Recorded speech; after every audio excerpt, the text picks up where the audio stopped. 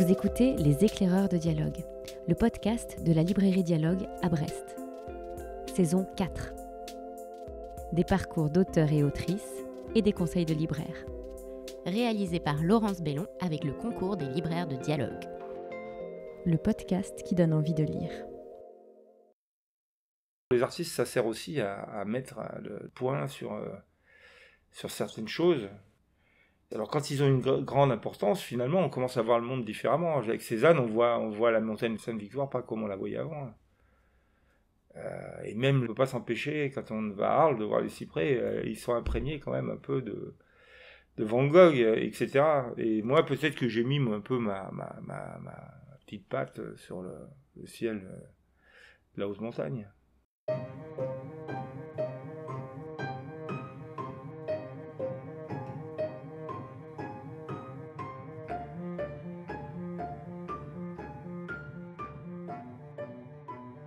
Deuxième épisode de notre podcast avec le peintre, dessinateur et auteur Jean-Marc Rochette. Après avoir commencé à explorer son chemin entre bande dessinée et peinture, avec toujours la montagne au cœur, dans le premier épisode, nous plongeons à présent dans sa trilogie alpine. 3 bandes dessinées marquantes, Elle froide, Le loup et La dernière reine, qui nous projettent dans le massif des Écrins et le Vercors, et à travers lesquelles Jean-Marc Rochette se raconte, parfois en creux.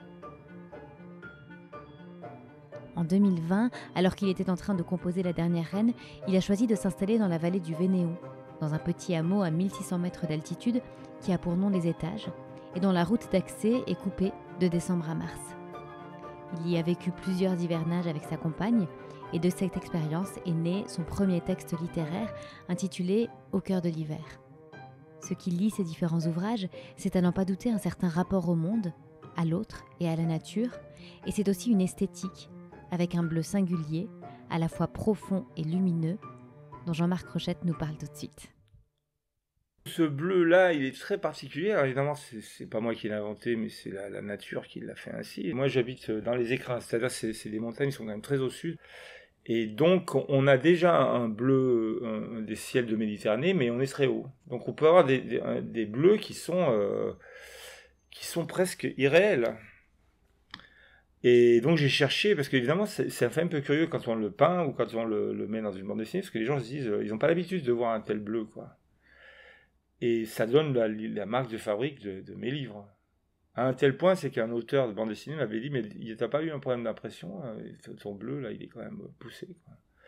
Et je lui ai dit, non, c'est le bleu que je cherche. En fait, j'avais cherché des pastels particulièrement puissants, quoi. Donc ça, parce que ce fameux bleu n'est pas, il y a un côté couvercle dans ce bleu en haute montagne. On voit bien que c'est pas, on n'a pas rien au-dessus de la tête. On a une espèce de toit, de plafond bleu, quoi. Et alors j'y arrive jamais vraiment parce que ce bleu-là, il est très mystérieux dans la mesure où il est très très sombre et il est très très lumineux en même temps. Donc il y a une espèce de balance à faire entre les deux qui est pas facile à trouver, quoi. Il faut y être pour le trouver, ou il faut s'en éloigner? Disons que maintenant il y a plein de gens qui commencent ça m'amuse parce que j'ai beaucoup d'aquarellistes et de dessinateurs, dessinatrices surtout d'ailleurs, qui viennent me voir et je vois qu'ils se mettent aussi à le chercher, ce bleu. C'est-à-dire qu'ils osent mettre des bleus beaucoup plus puissants dans leurs images, quoi. Et parce qu'ils l'ont vu en fait d'un seul coup. Les gens ne voient pas toujours, les artistes, ça sert aussi à mettre le point sur certaines choses. Alors quand ils ont une grande importance, finalement, on commence à voir le monde différemment. Avec Cézanne, on voit la montagne de Sainte-Victoire pas comme on la voyait avant. Et même, on ne peut pas s'empêcher, quand on va à Arles, de voir les cyprès, ils sont imprégnés quand même un peu de Van Gogh, etc. Et moi, peut-être que j'ai mis un peu ma petite patte sur le ciel de la haute montagne. Alors oui, il y a ce bleu qui attire l'œil dans les rayons de la librairie et qui rend la trilogie alpine de Rochette immédiatement reconnaissable. Le premier tome, c'est Elle froide. Récit initiatique autobiographique et parcours de vie extraordinaire. On y découvre l'enfance et l'adolescence de Jean-Marc Rochette, qui grandit à Grenoble dans les années 60 et qui vit très tôt 2 chocs esthétiques, la découverte de la peinture et celle de la montagne. Au fil des pages et des superbes dessins qui transcrivent la beauté à la fois austère et majestueuse de la montagne, on vit à ses côtés sa passion naissante pour l'alpinisme, son envie d'en faire un métier, la puissance des émotions et sensations que lui procure sa pratique, la façon dont la montagne le construit et les amitiés qui en naissent, la gestion du risque aussi, et puis l'accident. C'est aussi un récit rempli d'émotions rentrées, de silence, notamment dans la relation avec sa mère, pleine d'incompréhension, de choses non dites. C'est un roman graphique qui est ancré dans son époque, tout en racontant une histoire, une expérience humaine qui tiennent de l'universel, et c'est assurément un livre dont on garde longtemps la trace en soi. Les 2 tomes suivants de la trilogie ont pour titre Le Loup et La Dernière Reine, et ce sont 2 fictions. Le Loup raconte un affrontement passionné entre un grand loup blanc et un berger, et il questionne la place de l'homme face au règne animal. Et La Dernière Reine, c'est un récit ambitieux qui croise les destins d'Édouard Roux, gueule cassée de la guerre de 14, de Jeanne Sauvage, sculptrice animalière, et du dernier ours du Vercors. C'est une grande histoire d'amour, mais un récit qui parle aussi d'art, d'écologie, de féminisme, et dont les planches sont d'une beauté qui subjugue. Avec cette trilogie, Jean-Marc Rochette partage une certaine vision du monde, de la nature et de la relation que nous construisions avec elle. Ce sont 3 romans graphiques qui se répondent, tout en étant des récits indépendants, des histoires qui existent par elles-mêmes, et dont je vous recommande vraiment la lecture.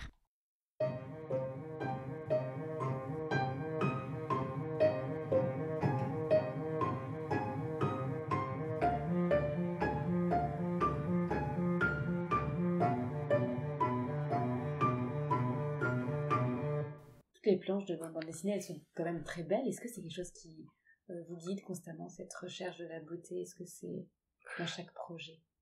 Ah ben, je pense oui, la beauté, ce qu'on appelle la beauté, qui pour moi est la beauté, pour certains autres, la beauté c'est très fluctuant, mais quand même il y a une forme d'harmonie, une forme de puissance, il y a une forme de composition, une forme de justesse des personnages et tout ça.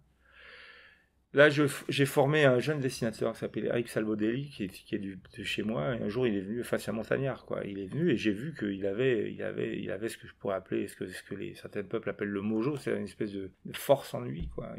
Techniquement, il n'était pas au point, et ça fait 5-6 ans qu'il vient me voir, et là je suis content parce qu'il est en train de reprendre le flambeau, quoi. Quand je vois ces planches, alors évidemment, je suis, on va dire, son maître, on peut le dire comme ça, mais les maîtres, c'est fait pour être dépassé, donc je vois, il serait jeune, il a 22 ans, et là j'ai vu les progrès qu'il a fait entre 17 et 22 ans, et donc il est de la même tribu que moi, il connaît les montagnes et tout ça, et je parle de lui parce que je trouve qu'il a cette espèce de rapport aussi à la beauté de la planche. Que vous avez senti tout de suite? Que j'ai senti, c'est un type dont père est bûcheron, donc c'est quelqu'un qui a une espèce de racine. C'est pas du tout quelqu'un il est extrêmement poète, mais il est aussi très très comme tout montagnard, il a vraiment les pieds sur terre, quoi. Vaut mieux en montagne avoir les pieds sur terre parce que ça dure pas autrement. Et donc voilà, donc je voudrais, pour répondre à cette question, c'est très important. En tout cas chez lui, j'ai essayé de lui faire inculquer cette beauté de la planche, quoi. Parce que l'intérêt d'une bande dessinée, c'est aussi l'objet lui-même, c'est la beauté de l'objet, quoi. Tu regardes une bande dessinée dans les mains, c'est pas un roman, c'est pas un film, c'est un art un peu bâtard, un peu moins puissant que la littérature, un peu moins puissant que la peinture, un peu. Mais il existe, il y a quelque chose de magique dans un livre de BD. Il est là et on feuillette, il y a une histoire qui apparaît comme ça. Je pense que l'esthétique est très importante. Autrement, c'est un art assez faible, hein, s'il n'y a pas la beauté, quoi. Alors, après Elfrad, donc vous avez écrit Le Loup et la Dernière Reine, qui ne sont pas des récits, mais des fictions, avec des personnages. Est-ce que lorsqu'on écrit et dessine, le rapport aux personnages change? Est-ce qu'on est plus libre de les laisser évoluer, de prendre leur liberté? Est-ce qu'on les connaît mieux? Bon, dans Elfrad, c'est ma vie. Donc, j'ai pris quelques libertés par rapport à mon existence. Je vous dis, j'ai plutôt caché des périodes, des choses qui ont été... voilà, mais en fait, j'ai pris aucune liberté, en gros. Après, c'est savoir raconter. Dans les 2 autres, oui, c'est du roman. Donc, Le Loup, bah, c'est du roman. Je me suis un peu inspiré de mon grand-père, parce que c'est un type des montagnes qui était très dur et qui avait perdu son fils en Algérie. Et donc, il avait été complètement cassé par la perte de son fils. Et donc je voulais un espèce de personnage comme ça, en rupture de banc, n'ayant peur de rien, n'ayant plus rien à perdre. Et ça m'intéressait de le représenter et qu'il soit confronté à un animal qui était comme lui, en fait. C'est un loup qui, lui aussi, pour X raisons, avait des comptes à régler. Et les deux, c'est ces deux espèces d'entités malheureuses, en fait, qui sont forclos dans leur rage et dans leur solitude. Voilà. Donc sur ça, après, il y a une rédemption. Enfin... Et quant à l'autre, la dernière haine, alors là c'est très, enfin, pour moi c'est une histoire qui est très complexe parce que les personnages sont complexes, la narration est complexe, le sujet est toujours simple. Le sujet c'est l'amour et des gens qui veulent se retrouver seuls dans la nature. C'est vrai qu'ils sont pareil, elle c'est une artiste qui a été flouée, qui est malade et qui est heureuse en montagne avec son homme, et lui c'est pareil. Donc ça m'intéressait d'avoir ce couple presque magique pour moi. Alors on peut dire oui c'est romantique, oui c'est naïf, c'est pas du tout naïf. Les gens qui quittent un système pour s'aimer, c'est pas naïf, c'est simplement à peu près le rêve de beaucoup de monde. Et là-dessus il fallait qu'il y ait une histoire qui tourne, qui soit complexe. Et ça je sais pas. En fait là pour le coup sur un scénario comme ça on sait pas trop d'où ça arrive. Et on tire sur un fil et puis ça vient et on est étonné. On se dit ah ouais, il y a tout quoi. Mais c'est vrai qu'avec cette trilogie alpine, j'ai le sentiment que vous écrivez des livres plus proches de vous, que vous dites, que vous mettez en scène ce qui vous remue profondément. Voilà. Alors d'abord, je crois qu'à chaque fois, il y a un personnage qui vous ressemble physiquement, mais il y a aussi beaucoup de similitudes entre le vécu d'Édouard Roux, par exemple, le personnage de la dernière reine, et le vôtre. C'est un enfant qui grandit seul avec sa mère, c'est un personnage qui est défiguré à un moment, il a un lien très fort à la nature, il y a cette grande histoire d'amour. Tout ça, ça vient de manière inconsciente. Je pense que oui, la fracture au niveau du visage que j'ai eue, elle ressort tout le temps. C'est-à-dire, il y a une espèce d'harmonie qu'on a en soi, corporellement, on a un visage. Et puis d'un seul coup, il est fracturé, quoi. D'un seul coup, il est cassé, quoi. Et ça change toute ta perception de l'univers. C'est-à-dire que d'un seul coup, tu passes de la vie après la presque mort, après tu souffres. Et pourtant, c'est ça qui te structure. Je veux dire, lui, évidemment, c'est la pire des choses qu'on peut lui arriver. Enfin, bon, déjà, il fait 14, il fait vraiment défoncer la gueule, et c'est une gueule cassée, et tout ça l'amène à rencontrer une femme dont il n'aurait jamais eu accès. Parce qu'il serait resté en montagne, il serait occupé de ses animaux, il aurait sûrement été... Enfin bref. Et puis là, d'un seul coup, il rencontre une femme... qui a de la grâce, qui est pas du tout de son milieu, qui est pas du tout... Enfin, je veux dire, ils ont rien à voir, ils auraient jamais dû se rencontrer. S'il n'y avait pas eu cet effet boule de billard qu'il a changé de son axe, donc l'accident, et ça, je le vois assez souvent, enfin, c'est une chose qui est... Alors évidemment, il peut y avoir des fractures terribles, mais on a toujours ces accidents de vie, il faut savoir les reconnaître. Ça. Et donc, pour moi, c'est une très belle histoire. D'ailleurs, elle a été classée comme meilleur livre je sais plus, c'est Lire, je crois. Non, oui, c'est ça, c'est Lire. Donc ça n'est jamais arrivé avant avec Bilal. J'étais content, j'étais fier, très fier. Et puis il va se faire un film, donc et ça sera un film très romantique. Hein, j'aime bien le romantisme, rien contre, au contraire. Et j'attends ça avec impatience. Hein. J'attends de voir les acteurs, j'attends de voir les grandes scènes d'amour, tout ça. Un film auquel vous participerez ou... Je participe, j'ai dit, il y aura un film aussi sur le loup. Je participe toujours un peu sur le scénario. C'est-à-dire, souvent par le loup, on m'a envoyé, donc j'ai regardé, il y avait toutes les scènes C'était très émouvant ce qu'ils ont fait, franchement. Ils ont amélioré le scénario, ils l'ont approfondi, mais toutes les scènes de montagne étaient fausses, parce que c'est des gens qui connaissent pas la montagne. J'aurais dit, bon, ça je m'occuperai, je vous ferai des scènes de montagne qui sont crédibles. Et puis là, sur La Dernière Reine, le producteur m'a dit si ça se fait, parce que ça va être colossal le budget, donc on touchera presque à rien, parce qu'il m'a dit je vois pas trop comment on peut toucher ce scénario, il roule quoi. Par contre, je pense qu'on aura affaire aussi à je vais pas donner le nom, mais c'est pas un Français, ce sera un étranger qui fait la mise en scène. C'est un type extrêmement sensible. Peut-être plus sensible que moi, c'est-à-dire plus sensible, le terme étant bien choisi. C'est quelqu'un une corde de violon, et donc je pense qu'il peut faire quelque chose de très très beau, quoi. Il ira peut-être encore plus loin dans une forme de... Je sais pas, enfin je lui ai dit, il faut imaginer un peu Autant n'emporte le vent et La Belle et la Bête. Et je crois qu'il était bien d'accord, quoi. La Belle et la Bête, c'est un conte. Jean Marais, on y croit. Pourtant, Jean Marais, c'est un très, très bel homme. Et là, il est grimé. Pourtant, on y croit. Cocteau arrive à rendre ça plausible. Et voilà. Donc, on va voir. Moi, je suis là. Par contre, ça, là, c'est mon. Enfin, j'espère. Je touche du bois. J'espère parce que là, ils ont acheté les droits. Ils sont prêts à le faire. Mais est-ce que la France est capable, les budgets français sont capables de faire un tel film? Attends, on croise les doigts, ouais, voilà. C'est celui-là, La Dernière Reine, vous l'avez écrit après avoir passé des années à Paris et à Berlin, et vous veniez de vous réinstaller dans le massif des Écrins. Qu'est-ce que ça change en termes de création, dans votre pratique artistique? Moi, j'avais beaucoup plus confiance en moi après les succès que j'avais eu avec Elfroide et Le Loup, donc j'avais plus d'ambition. J'avais plus de technique aussi, parce que le scénario c'est technique. Il faut. Moi j'étais très ami avec René Pétillon qui est d'ici, malheureusement il nous a quittés. C'était un gagman exceptionnel et un scénariste tout à fait intéressant. Et il me disait qu'il faut. Le scénario, il faut attendre un peu. Ça vient pas comme ça. Donc, et avant j'étais très angoissé, si ça n'arrivait pas. Je me disais, j'ai jamais trouvé. Et là, j'ai fait confiance dans le scénario. J'ai attendu. Et donc, pour votre réponse, le fait que je sois en montagne, que je sois tranquillisé, j'attendais, quoi. Et les choses arrivaient, en fait.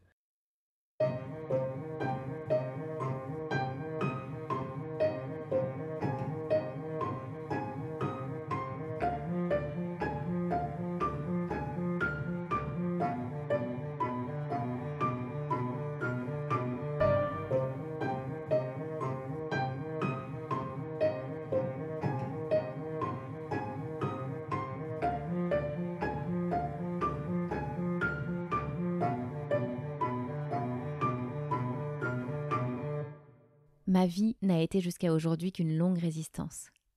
Résistance d'enfance, résistance d'adolescence, je suivais un destin de brise-glace. Je sens la chaleur de cette femme allongée à mes côtés, j'entends sa respiration. La glace qui m'empêchait de vivre vient de fondre au cœur de l'hiver. Quelques lignes, ici du premier texte littéraire de Jean-Marc Rochette, et qui en sont peut-être le cœur.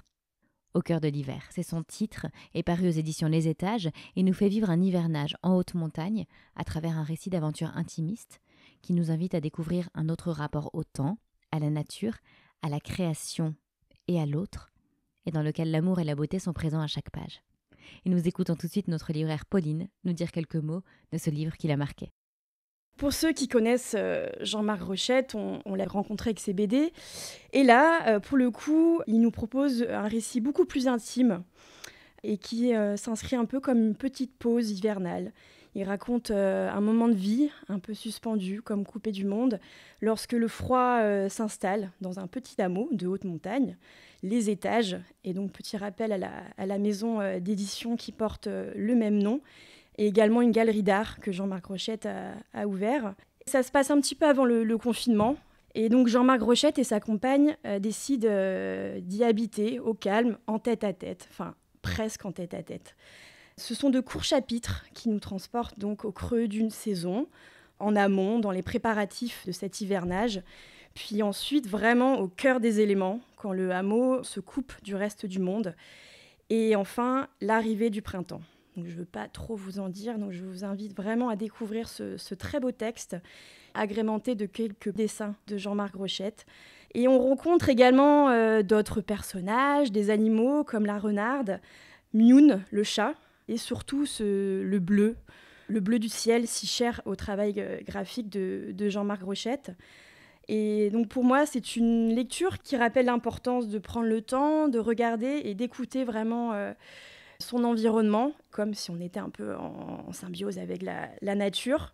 Et une nouvelle édition de ce récit, une version de luxe, vient de paraître avec un peu plus d'illustrations et également une couverture cartonnée qui en fait donc un très bel ouvrage.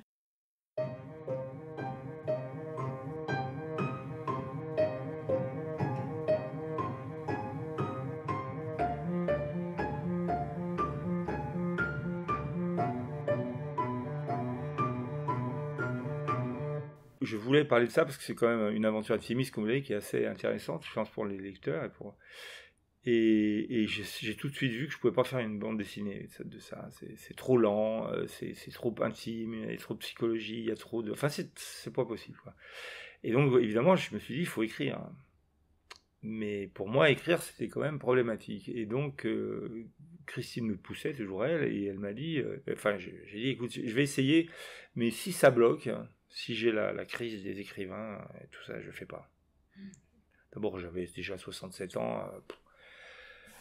je cherche pas à rentrer à l'Académie française ni à plaire ou quoi que ce soit. Donc si ça sort, je le fais. Si ça sort pas, je fais pas. Et alors, à mon grand étonnement, j'ai commencé à écrire et puis ce qu'ils appellent le flow, les écrivains, c'est-à-dire ça sortait, quoi, ça sortait. Alors après, évidemment, après on relit, il y a des scories dans le style, mais globalement ça sortait, quoi.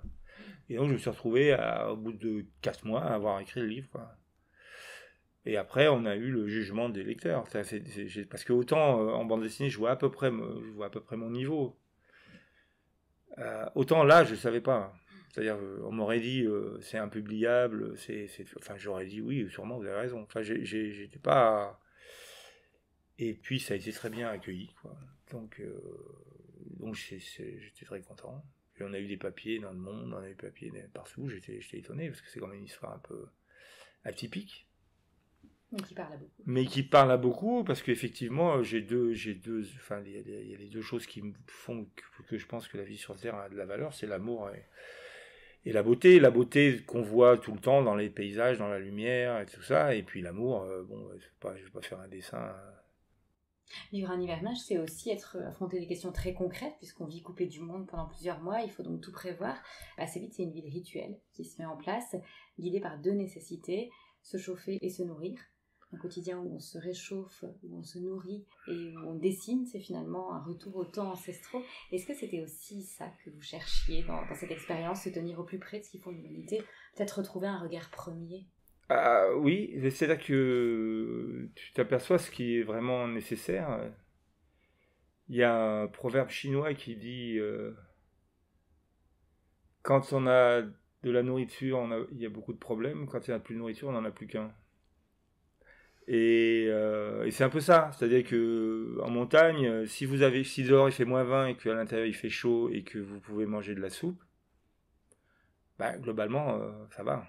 Et puis si vous êtes avec quelqu'un que vous aimez, et ça va encore plus. Voilà.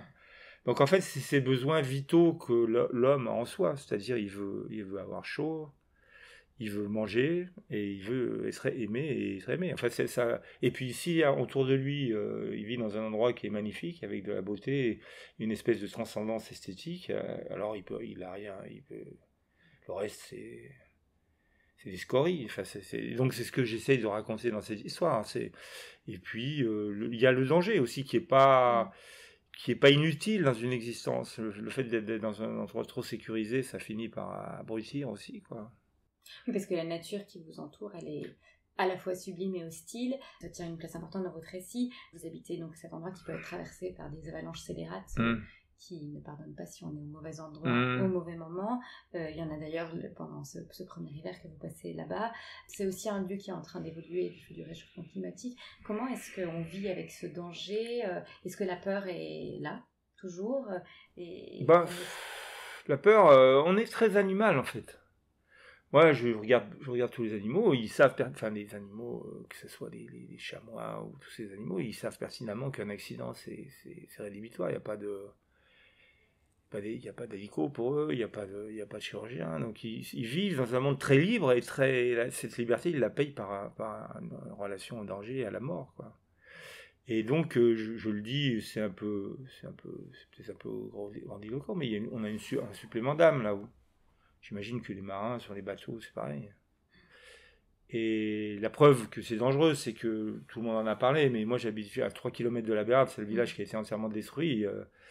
Donc c'est là, c'est présent, c'est tout le temps là, quoi. Mais j'échangerai pas l'endroit où c'est là que je veux vivre, parce que c'est la vie en fait. La vie, c'est que c'est qu'on n'est pas éternel. Qu'on peut avoir des coups durs. suis spinoziste aussi. Les choses qui arrivent doivent être là, même les maladies, tout. On peut pas aller contre tout a une valeur. Il faut savoir Je suis pas quelqu'un de révolté en fait contre l'existence, quoi. Mais de quelle manière une telle expérience peut modifier notre vision du monde et de la place que nous y tenons? Jean-Marc Rochette nous en a dit quelques mots au cours de la rencontre qui a eu lieu à la librairie lors de sa venue. Quand on est citadin, même quand on voit tomber de la neige, on pense au ski, on pense que c'est joli, etc. Après qu'on ait vécu la grosse avalanche de la première année, quand on voit tomber de la neige, on ne la voit pas du tout pareil. C'est-à-dire qu'on se dit 40 cm, c'est bien, mais il faut... on est inquiet, en fait. Il y a une espèce d'inquiétude naturelle. Pour les animaux, moi, j'ai une tendance au paganisme, c'est-à-dire je ne mets pas de barrière très ferme entre l'humain et l'animal. Il y a des comportements d'animaux qui me fascinent. L'amour maternel, par exemple, des poules qui sont capables de se battre jusqu'à la mort pour défendre leurs poussins. Enfin, il y a plein de... Donc la relation avec l'animal, c'est très vite, était très vite intense là-haut. Parce qu'ils mangent, ils ont peur, ils ont froid, ils viennent assez vite, parce que comme ils sentent qu'on les chasse pas, finalement les chamois notamment, ils arrivent, ils sont à 10 mètres de la maison, quoi. Et la renarde, les corbeaux, enfin au bout d'un moment on reprend une espèce de relation ancestrale à l'animal, hein, qu'on a perdu malheureusement, enfin pour moi malheureusement, et qui revient assez vite.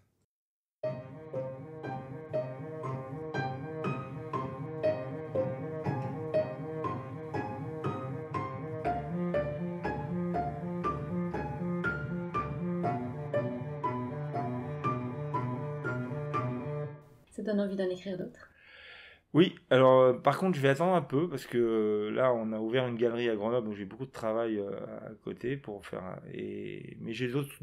Je pense que je vais peut-être commencer par un livre pour enfants, c'est-à-dire j'ai une petite histoire que je trouve qui sera très très agréable pour les enfants, et puis après un texte plus ambitieux, beaucoup plus ambitieux, donc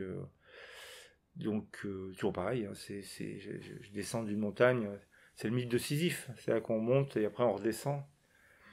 Mais c'est l'existence, ça. Est-ce que pour terminer, vous accepteriez de nous donner quelques conseils de lecture? Alors, oui, alors, je vais surtout parler d'amis à moi. Il y a quelqu'un qui s'appelle Louis Meunier, qui a écrit un recueil de nouvelles qui s'appelle Si haute soit la montagne, qui est chez Calman Levy, que j'adore. Il y a Simon Parco, qui a écrit Le bout du monde est vertical, chez, je ne sais plus l'éditeur, mais c'est très bien aussi. Et puis je terminerai par une amie qui est très chère, que je connais depuis presque 45 ans maintenant, Simonetta Greggio, qui a écrit un livre qui s'appelle L'ours qui danse, et qu'on va faire illustrer. Très très belle histoire d'un Inuit qui retourne à la sauvagerie, entre parenthèses. Voilà, c'est 3 livres que je conseille. Ben, merci beaucoup. Merci. C'est la fin de ce double épisode des Éclaireurs de dialogue avec Jean-Marc Rochette. Un immense merci à Jean-Marc Rochette pour ce temps d'échange riche et à Nicolas et Pauline pour leurs conseils. J'espère que cette découverte du parcours de l'auteur vous aura donné l'envie de plonger dans son œuvre, et je place en description de cet épisode l'ensemble des livres cités au fil de la conversation. Ils sont bien sûr disponibles à la librairie et sur notre site internet librairiedialogue.fr. Et si cet épisode vous a plu, on compte sur vous pour le partager et en parler autour de vous. N'hésitez pas non plus à vous abonner pour ne pas manquer les prochains.